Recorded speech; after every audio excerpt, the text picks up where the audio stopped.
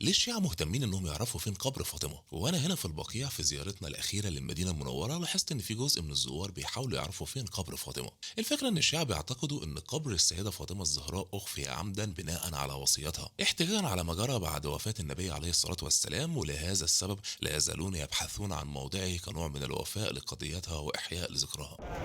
في الجهة الجنوبية الشرقية بنلاقي البقيع، واللي بيعتبر المقبرة الرئيسية للمسلمين من عهد الرسول. زوجات وأبناء النبي فاطمة وإبراهيم ابن الرسول كمان، وعدد ضخم من الصحابة تقريبا 10,000 صحابي كلهم مدفونين هنا بدون أي شواهد للقبور تعرفك مين تحت التراب اللي قدامك ده.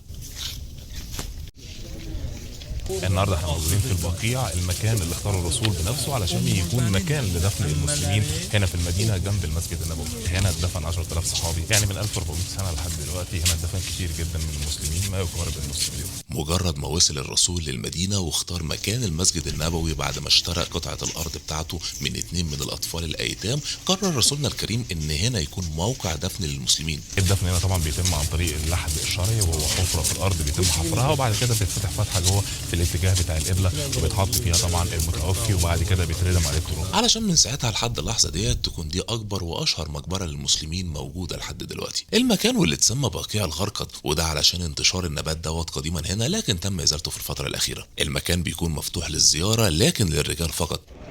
هنا في الجزء ده من المسجد النبوي بنلاقي القبه الخضراء اللي ورانا ديت، واللي تحتيها قبر الرسول اللي موجود في حجره سيدتنا عائشه.